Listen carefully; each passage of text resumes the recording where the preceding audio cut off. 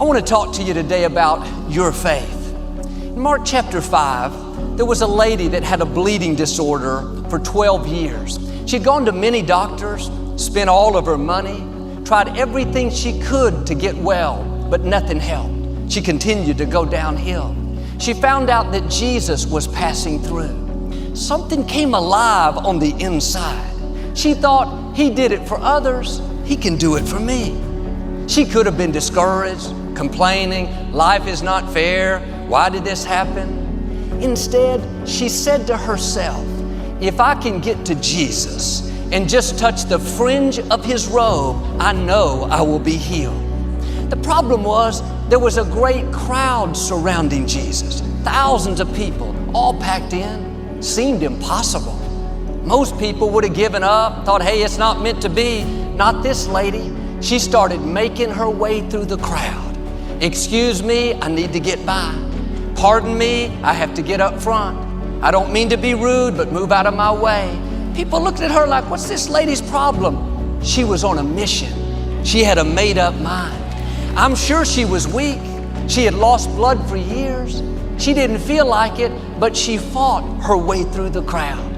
One version said, she kept saying to herself, when I get to Jesus, I know I will be well. She was saying, I know healing is coming. I know things are turning in my favor. It's tough now.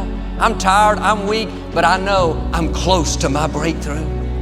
The reason she could keep going is she kept the right thoughts playing in her mind.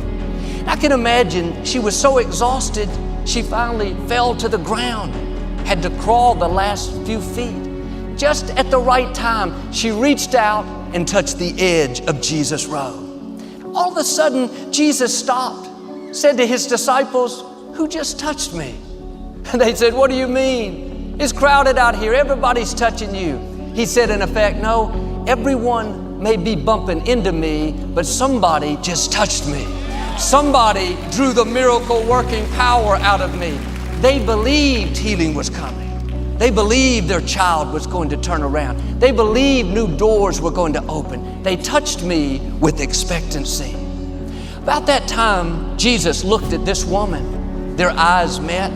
She was afraid, thought she'd done something wrong. Jesus smiled and said, daughter, your faith has made you whole.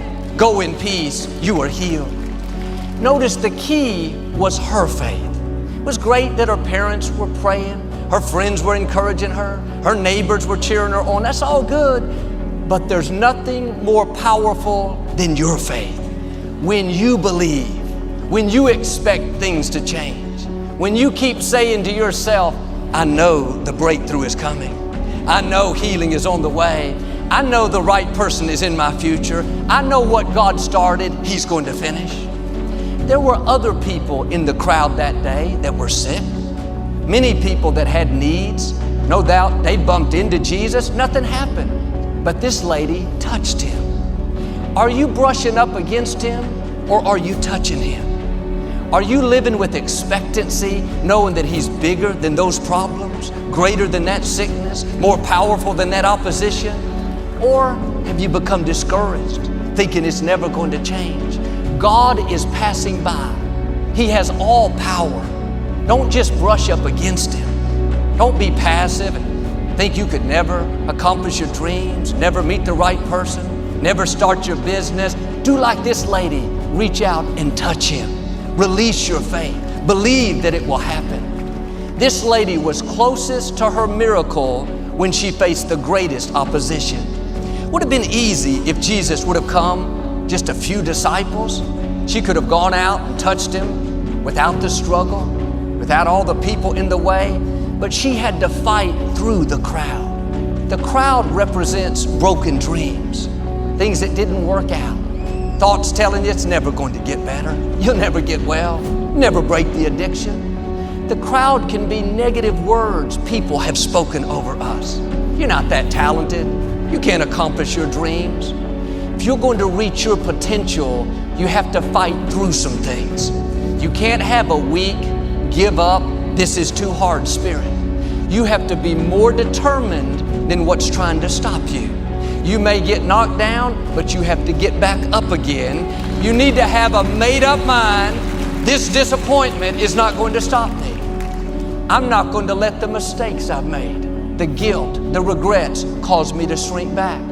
I'm not going to allow the bad breaks, the people that did me wrong, the rejection, the betrayal, cause me to get bitter and stay where I am. I'm going to fight through the crowd. Many of the miracles Jesus performed, He laid His hands on people and they were healed. But in this case, Jesus didn't lay hands on the woman laid hands on Jesus. Are you waiting for God to lay hands on you, so to speak? God, this problem's so big. When are you going to do something about it? Why don't you lay hands on Him? Instead of complaining about the problem, Lord, I want to thank You that things are turning in my favor. Thank You that no weapon formed against me will prosper. Lord, thank You that You hold victory in store for the upright. I don't see a way, but Lord, I want to thank You. I know You have a way. When you do that, you're laying hands on God. Your faith can initiate the healing. Your faith can be the catalyst for God to do amazing things. Your faith is going to turn things around. Your faith is going to open the right doors. Your faith is going to bring unusual favor. It's going to happen sooner than it looks. Keep expecting it. Go out each morning looking for God's goodness. He's passing by.